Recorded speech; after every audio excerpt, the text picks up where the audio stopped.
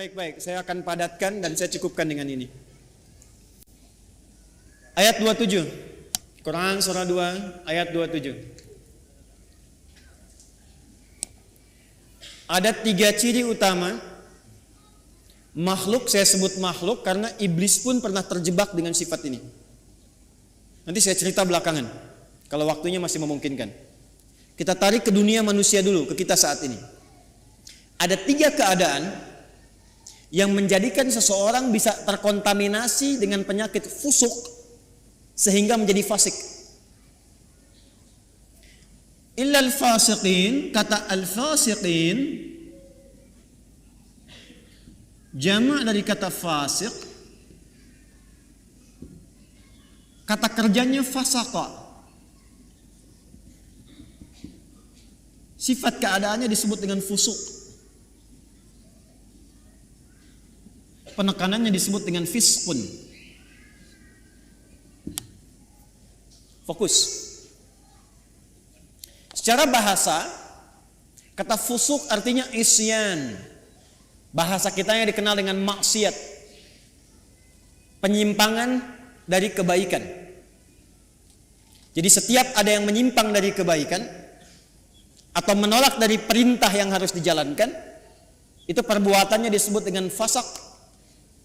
Makhluknya disebut dengan fasik, sifatnya keadaannya disebut dengan fusuk. Iblis yang punya sifat setan itu asalnya jin yang sangat taat. Sangat taat. Sampai ada riwayat menyebutkan saking taatnya kepada Allah, maka malaikat menyifatinya dengan Azazil, makhluk yang terhormat karena rajinnya ibadah kepada Allah. Cuman karena satu kejadian dia bergeser dari ketaatan, tidak mau menaati perintah Allah, menghindar dari perintah.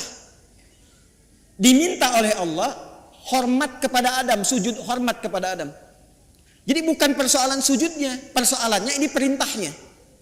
Jadi ketika dia tidak menunaikan perintah, menolak perintah itu dan tidak mau menaati karena maksiat, maka disebut oleh Quran berubah dari taat menjadi fasik. Maka turunlah Quran surah ke-18, surah Al-Kahf yang biasa kita baca di Jumat itu selain Yasin. Ayat 50 paling kanan pertengahan. Wa idh qulna lil malaikati isjudu li adama fasajadu illa iblis. Siapa itu? Kana minal jinni fafasaqa. Fafasaqa an amri rabbi. Asalnya kata Al-Quran, iblis itu dari jin yang sangat taat. Dari mana taunya taat? Karena lawannya fasak ini. Fasak itu lawannya taat. Ata'ayuti wa ta'at. Tapi karena tidak taat pada perintah Allah, tahu dari mana tidak taatnya? Quran surah 7 Al-A'raf ayat 11 sampai 12. Qala ma mana'aka alla tasjuda idh amartuk. Hei kamu, kata Allah, kenapa kamu enggak taat ketika aku perintahkan untuk sujud? Apa yang mencegah kamu untuk hormat pada Adam ketika aku perintahkan? Kata Allah, hei iblis, bukan masalah sujudnya, ini perintahku, kenapa enggak mau taat? Maka iblis menjawab, ana khairum minhu, khalaqtani min narin wa khalaqtahu min tin. Aku lebih hebat dibandingkan dengan dia.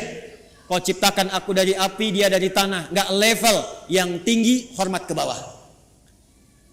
Membawa kesombongan kepada diri itu namanya istakbar. Istakbar, menampakkan kesombongan namanya takabur. Karena dia membawa melekatkan kesombongan pada dirinya, maka pekerjaan itu disebut dengan istakbar. Enggan, tidak mau disebut dengan aba. Kenapa? Karena istakbar. Quran surah kedua Al-Baqarah ayat 34. Wa idh qulna lil malaikati isjudu li adama fasajadu illa iblis aba wastakbar wa kana minal kafirin. Makanya ketika keburukan menutupi kebaikannya, ingat, ada baik menutup buruk, ada buruk menutup baik, itu beda. Kalau baik ini pakaian baik, menutup yang buruk, ada bagian tubuh kita yang enggak enak dipandang, buruk. Makanya disebut aurat. Aurat itu enggak enak kalau terbuka, aurat itu terbuka. Ya, aurat itu terbuka. Sesuatu yang terbuka enggak enak dipandang. Beda dengan binatang kan? Binatang tuh nggak enak dilihat kalau dipakein, pakai pakaian. Manusia ada bagian tubuhnya yang nggak enak dipandang, kalau dipandang nggak enak, makanya harus ditutup. Bahasa singkatnya disebut aurat namanya. Nah, yang buruk ditutup dengan yang baik, maka yang baiknya disebut dengan libas namanya. Dari kata labisa disebut libas, walibasu taqwa dzalika khair. Sebaliknya, kalau yang buruk menutup yang baik, sudah ada yang baik, ditutup yang buruk, maka berubah kalimatnya menjadi balasa. Makhluk yang ketutupan itu disebut dengan iblis. Iblis kenapa disebut dengan iblis? Disebut dengan iblis untuk menggambarkan karena dia menutup semua sifat baiknya dengan kesombongan dan keburukan itu. Makanya sejak saat itu diharamkan oleh Allah kesombongan seakan-akan mengenakan jubah keagungan Allah Subhanahu wa taala. Jelas di sini? Balik sini. Nah, fasak itu perbuatannya. Fasik itu orangnya. Fasikin itu jamaknya. Secara singkat, fusuk ini sifatnya lawan dari taat, namanya maksiat. Jadi perbuatan-perbuatan maksiat yang dikerjakan oleh seseorang itu akan menutup keadaan dirinya, baik pandangan atau pendengaran bahkan lisannya, untuk bisa berinteraksi dengan Al-Quran dan menjadikannya sebagai pedoman. Contoh, singkat dan cepat saja. Ini mata nih. Kalau mata ini sering dipakai berbuat maksiat, maka maksiat itu lawannya taat. Jadi kalau maksiatnya naik, taatnya turun. Maka mata ini kalau dialihkan kepada Quran, nanti kalau sering dipakai maksiat untuk lihat Quran saja susah, nggak bisa. Maka alih-alih mendapatkan pedoman dari Quran, untuk lihat pun kadang-kadang nggak mampu.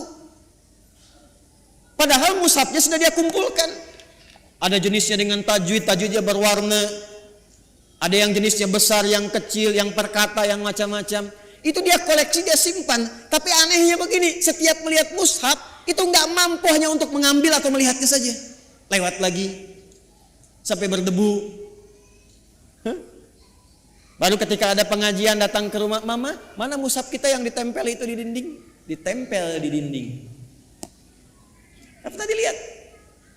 Nah, kalau sehari gak bisa tuh berinteraksi dengan mushaf, dengan Quran, ambil mushaf yang paling besar, simpan di ruang tengah malam, buka begini, jangan dibaca, tanyakan dulu pada diri kita masing-masing, mengadu ke Allah, ya Allah, maksiat apa yang aku kerjakan di mata ini sehingga tak sanggup melihat Al-Quran sampai detik ini. Telinga, Anda dengar ngaji, dari masjid dengar ada tahrim, anak-anak dengar bacaan Quran, ada pengajian-pengajian, tapi telinganya nggak sanggup dengar. Kok kayaknya nggak enak? Ada yang gelisah, ada yang jenuh, bahkan ada yang anti. Artinya apa? Telinga ini seringkali digunakan untuk mendengar yang salah, maksiat. Quran surah ke-6 misalnya ayat 25, wa fi adanihim waqra, di telinganya ada sumbatan. Telinganya ada sumbatan. Nah, ada 3 perbuatan besar dari maksiat ini yang kalau dikerjakan itu, dan kita berlindung pada Allah dari 3 perbuatan ini, kalau dikerjakan itu maka secara otomatis dia akan mempengaruhi pelakunya langsung mendapatkan sifat fusuk dan berpotensi menjadi fasik sehingga tak mampu mendapatkan pedoman-pedoman dan petunjuk dalam Al-Quran.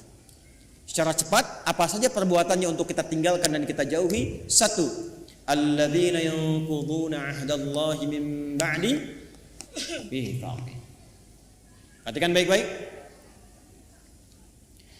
Yang pertama, penyakit ini berpotensi menyerang semua kalangan karena itu menggunakan kata alladzina. Disebutkan sebanyak 1080 kali dalam Al-Quran, mencakup semua tanpa kecuali. Laki-laki, perempuan, besar, kecil, tua, muda, dan seterusnya.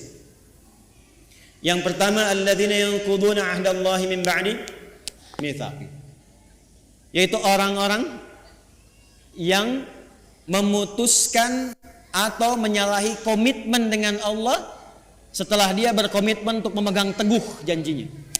Menyalahi komitmen dengan Allah. Komitmen dengan Allah.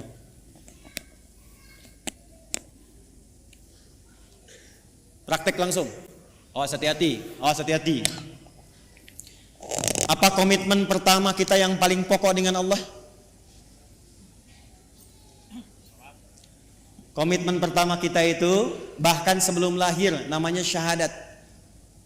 Quran surat 7 catat ayatnya. Al-A'raf ayat 172. Wa idz akhadha rabbuka min bani adama min zuhurihim dzurriyyatahum wa asyhadahum ala anfusihim alastu bi rabbikum qalu bala syahidna an taqulu yaumal qiyamati inna kunna an hadza ghafilin. Komitmen pertama kita adalah asyhadu an la ilaha wa asyhadu anna.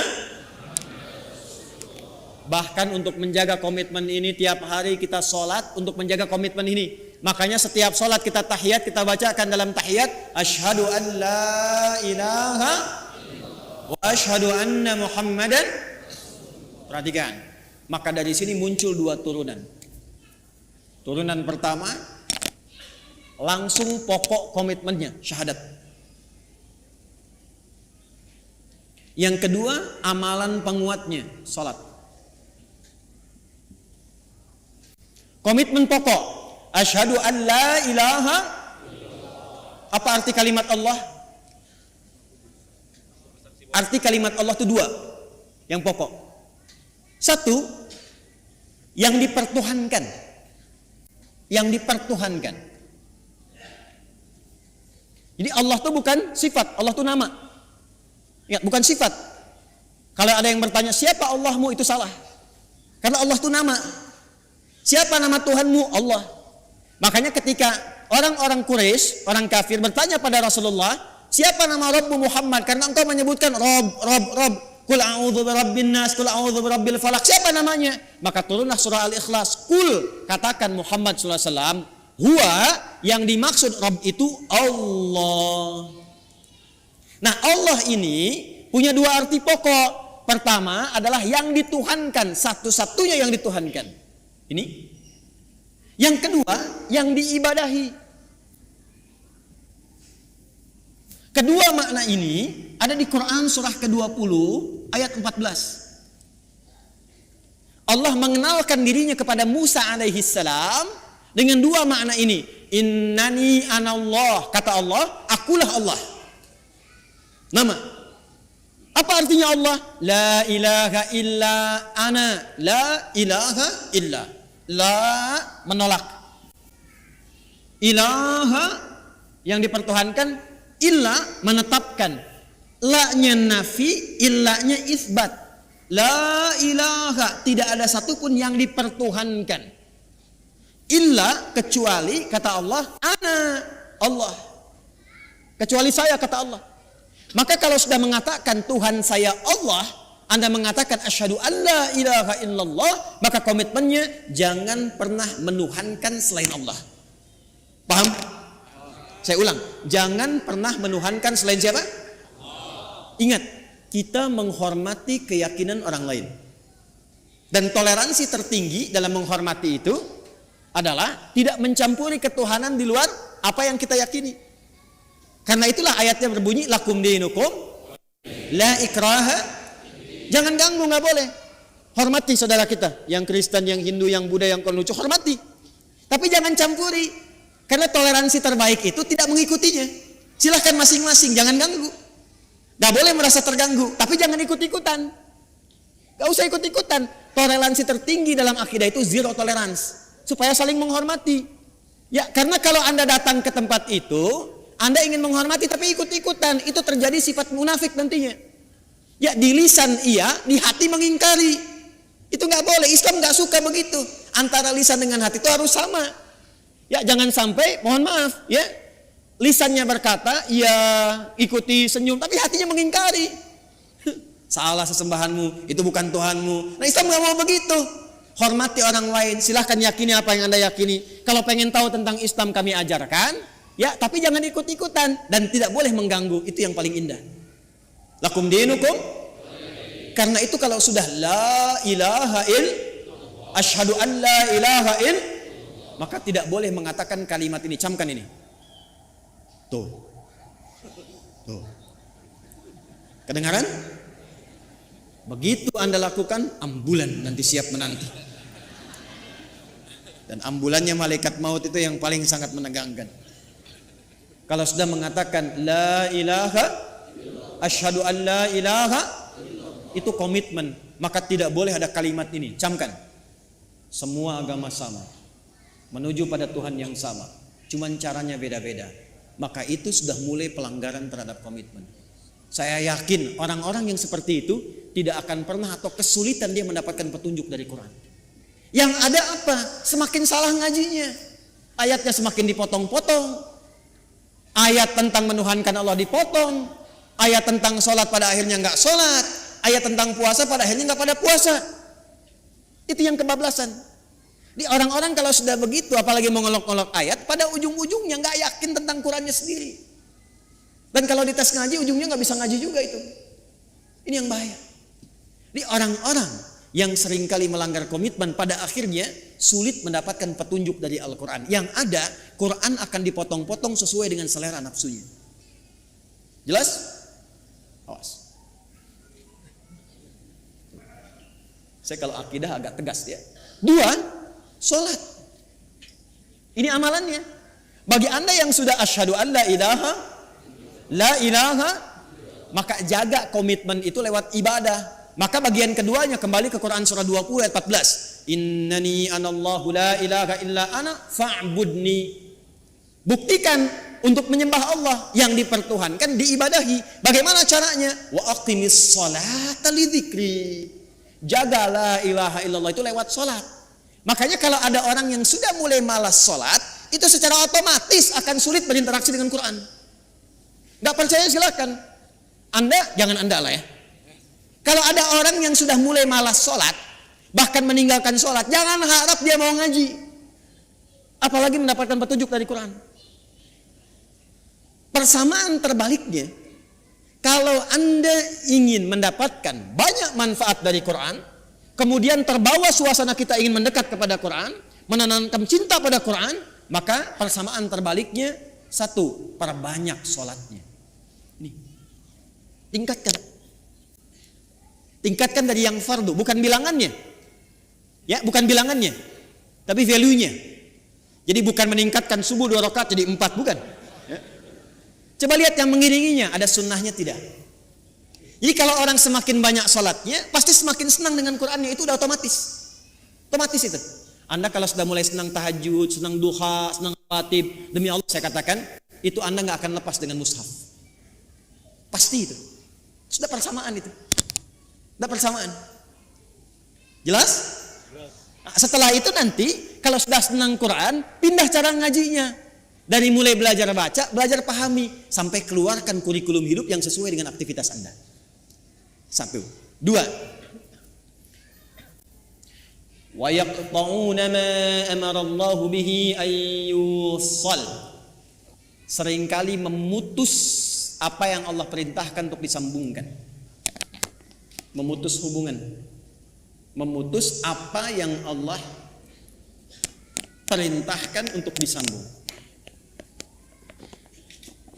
Ini babnya banyak. Saya ulang, babnya banyak. Saya ambil contoh yang paling gampang dengan akhlak. Awas, tes nih. Dengan orang tua. Awas, jangan-jangan ngaji sekarang kelihatan nyaman, enak, baik-baik dan sebagainya, ternyata dengan orang tua belum selesai masalahnya. Orang tua dengan anak harus nyambung tidak? Harus sayang tidak? Maka kalau ada anak berbuat tidak baik kepada kedua orang tua, walaupun dia akan dipaksa untuk mengaji, jangan harap mendapatkan manfaat yang cepat dari Quran yang dia kaji itu. Mandek pasti itu. Persamaan terbaliknya, kalau Anda menginginkan anaknya ingin cepat lekat dengan Quran, maka berbuat baik pada orang tua. Persamaannya dipersamakan lagi, kalau ibu ingin anaknya dekat dengan Al-Quran, ya, maka ibu sayangi anak, perbanyak doa kepada Allah, mintakan supaya anak itu bisa lekat dengan Quran. Jadi saya ingin katakan, menyambung hubungan dengan yang Allah perintahkan disambung, dengan orang tua, dengan ibu, dengan ayah, kasih sayang yang baik, berikan perhatian, doa, itu salah satu fadilahnya mempercepat kemampuan kita untuk menangkap petunjuk dari Al-Quran. Dan itu yang dilakukan oleh ulama-ulama dulu. Ibu jangan lihat Imam Syafi'inya sekarang karya dan umatnya banyak. Kalau Anda pengen tahu, Imam Syafi'i itu bisa demikian, salah satunya perjuangan ibunya yang single parent. Lahir di Gaza, datang ke Mekah digendong-gendong tuh dari tawafnya sampai diajarin dan sebagainya. Jadinya seperti sekarang. Imam Ahmad bin Hanbal, ibunya single parent. Apa yang dilakukan? Musim dingin pun itu masih masak air, Bu, Pak. Diwudukan ibunya. Digendong di tempat, disimpan di majlis ulama, ngaji di situ sampai jadi bintang setelahnya. Murid Imam Syafi'i. Imam Al-Bukhari itu yang berjuang ibunya single parent. Mazhabnya Syafi'i. Jadi ada persamaan antara menyambung sesuatu dengan erat dengan dan petunjuk dari Al-Quran. Maka kalau ingin mendapatkan kemuliaan Al-Quran, dimulai dengan salah satunya apa? Minta ridho orang tua siapa yang masih ada. Minta doa. Ibu jangan diminta, doakan anaknya. Ya, minimal ada satu di keluarga yang jadi kebanggaan. Di akhirat, Bu. Karena kalau dunia sementara. Harus ada di keluarga Anda itu, saya, kita, yang dipanggil di akhirat mewakili keluarga besar. Jadi kebanggaan. Itu loh anak-anak yang sering Anda lihat orang tuanya itu orang biasa. Ya, hartanya nggak banyak, makannya terbatas, Anda merasa kasihan. Jangan salah, mungkin yang perlu dikasihani itu Anda. Karena dia telah menciptakan, membuat sebuah sistem kehidupannya bahagia di sisi Allah. Jadi kebanggaan. Ternyata anaknya sudah hafal Quran 30 juz. Ternyata orang tuanya hafal Quran dengan 7 riwayat. Dan dia siapkan anaknya jadi kebanggaan di akhirat. Saat orang tua yang kadang dipandang sebelah mata di dunia itu, bahkan anaknya mampu memakaikan mahkota di kepala ibu dan ayahnya di hari kiamat kelak. Anda ada di mana? Harus berubah cara berpikirnya. Besok itu wafat, teman-teman. Besok itu kembali. 3 yang terakhir, wa yufsiduna fil ardh. Orang yang senang merusak. Fasad. Senang merusak. Fasad itu definisinya banyak. Ya, mencuri merusak tidak? Merusak. Menipu merusak tidak? Mencela merusak tidak? Jangan harap Anda ngaji, datang ke pengajian tapi senang mencela orang lain. Jangan harap mendapat petunjuk dari Quran dengan cara yang benar. Anda kerja, ngambil harta yang haram, korupsi, menipu dan sebagainya. Jangan harap dekat dengan Quran. Makanya orang-orang yang korupsi itu bisa dicek deh, pasti nggak bisa ngaji. Walaupun asalnya bisa ngaji, jauh dari Quran pada akhirnya. Saya di Libya pernah satu majlis dengan salah satu tokoh yang diagungkan oleh kalangan liberal. Namanya Jamal Al-Banna. Jamal Al-Banna ini dulunya itu salah satu yang sangat concern dalam hadis, hafal Quran. Tapi satu kali terjadi perubahan dalam hidupnya, singkatnya dia keluar ke barat. Di barat berubah pandangannya, punya interaksi yang salah, yang keliru, maka pikirannya berubah menjadi liberal. Satu kali ke Libya, ke Tripoli, jadi kami itu punya pelajaran salah satunya Al-Istishraq wa Tansir, gerakan-gerakan orientalis, tokohnya siapa aja. Dahsyatnya kurikulum di sana, kalau sudah belajar nanti tokohnya diundang kalau masih hidup. Jadi kita berdialog, tahu pemikirannya bagaimana. Secara singkat, masih ada videonya sampai sekarang. Gambarnya, fotonya saya masih ada. Itu begitu datang, kita duduk sama menyimak.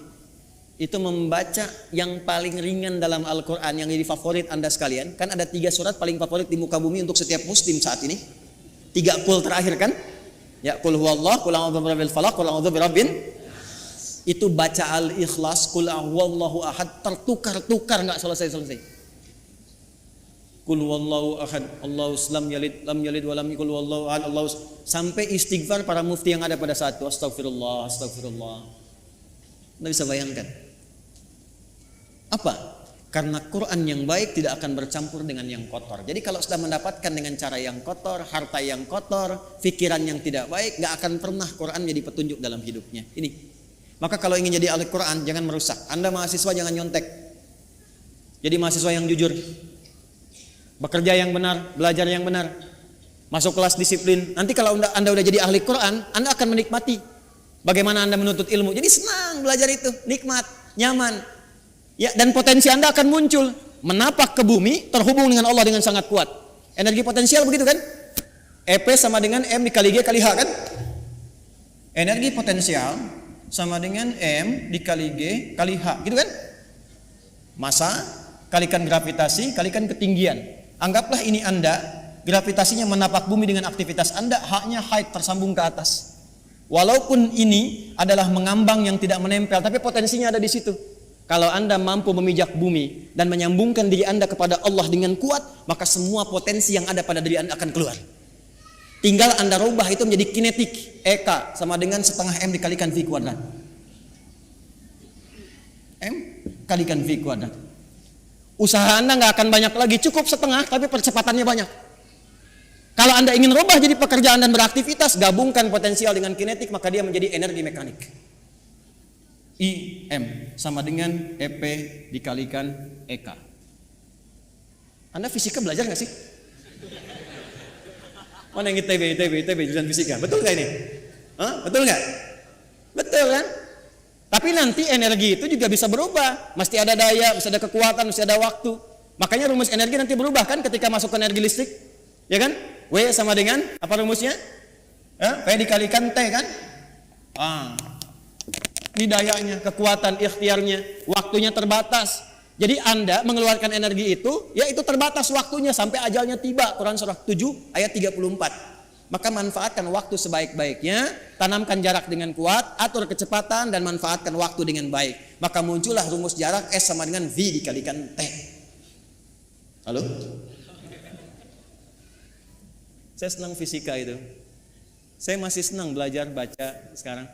Kalau waktu-waktu senggang saya ke toko buku, yang saya beli itu fisika, kimia, modul-modul sekolah gitu, saya pelajari lagi, saya lihat-lihat. Kenapa? Karena Allah mendesain alam semesta ini untuk bisa dibaca dan dikaji, dan pusat kajian itu dasarnya berupa pengetahuan.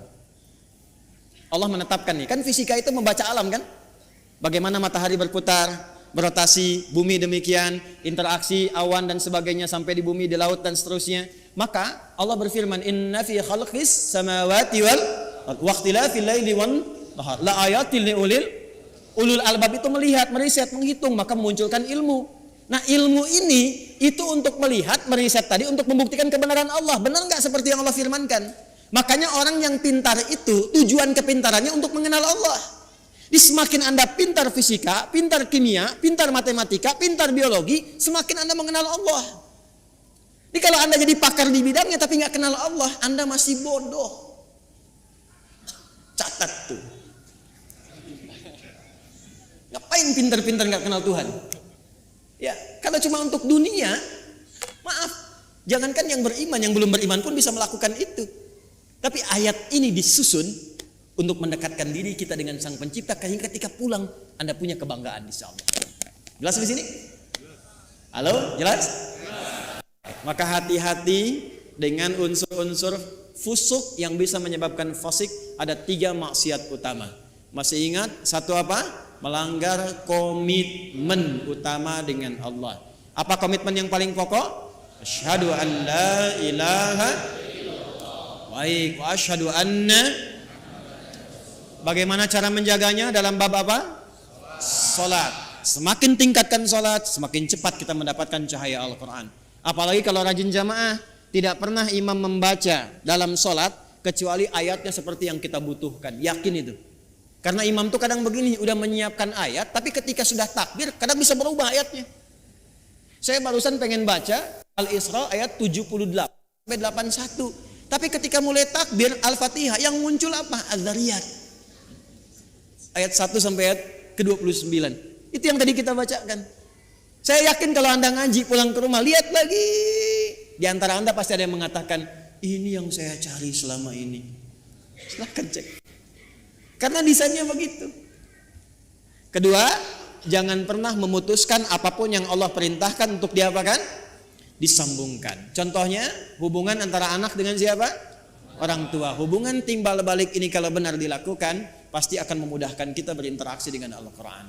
Yang ketiga, jangan pernah merusak dalam berbagai aktivitas di muka bumi. Kalau Anda pelajar, jadi pelajar yang baik. Jadi pengajar, dosen, pengajar yang baik. Jangan merusak murid. Hati-hati.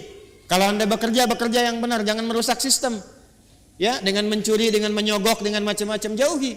Kalau semua yang dikerjakan benar dan baik, insya Allah semua pedoman Quran mudah untuk kita dapatkan, mudah untuk kita amalkan. Jelas?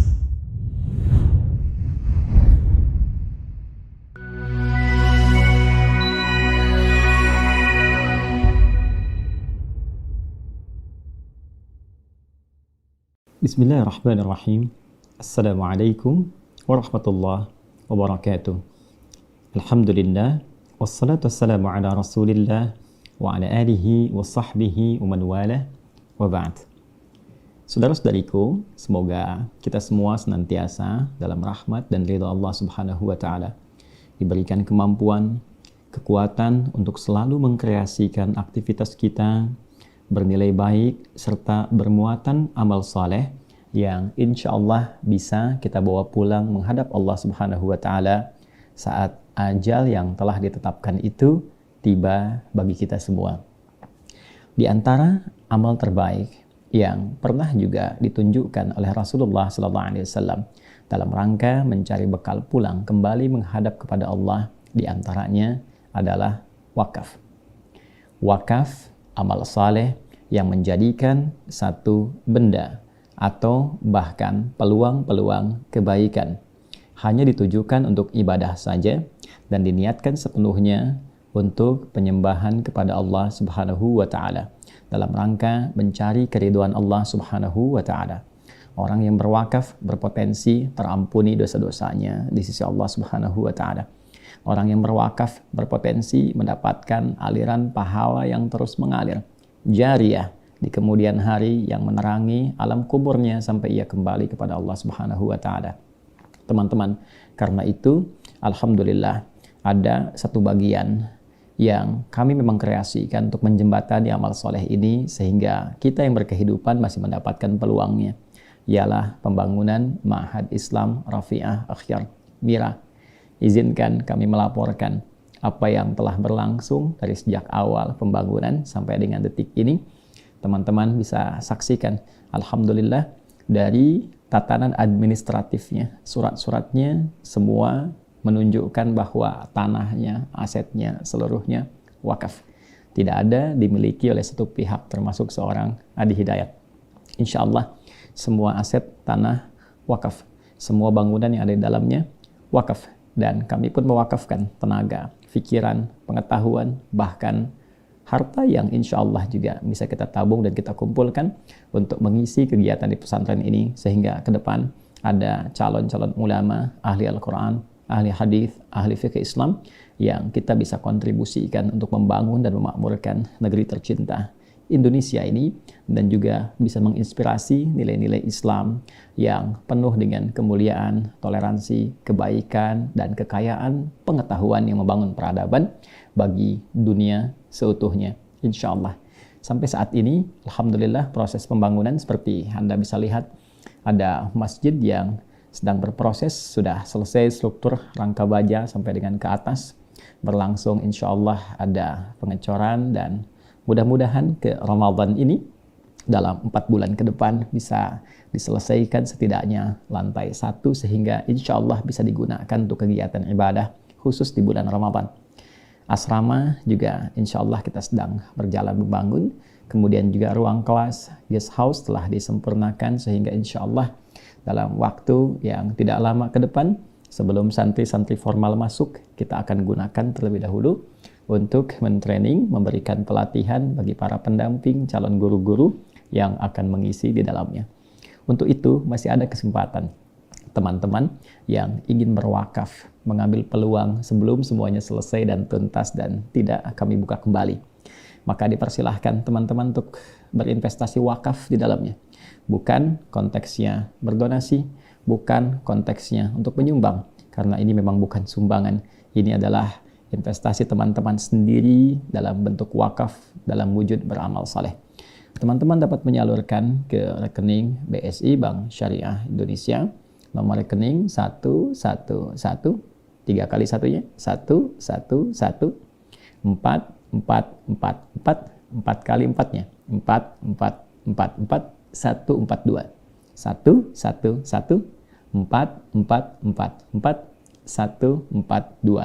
atas nama Yayasan Ma'had Islam Rafi'ah Akhyar. Terkhusus untuk masjid juga kita khususkan ada rekening khusus yang kita kerjasama akan wakafnya melalui kitabisa.com. Alhamdulillah kami berdiskusi dan wakafnya kitabisa.com tidak mengambil 1 sen pun dari pembiayaan ataupun administratif.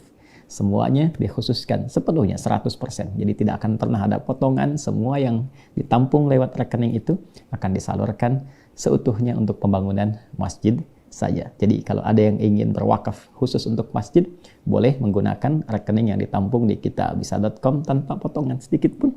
Dan insya Allah jika teman-teman misal ada 100.000 orang ya hanya mengeluarkan 20.000 saja untuk berwakaf, insya Allah dalam 4 bulan masjid itu bisa selesai dan Ramadan bisa kita gunakan dengan baik.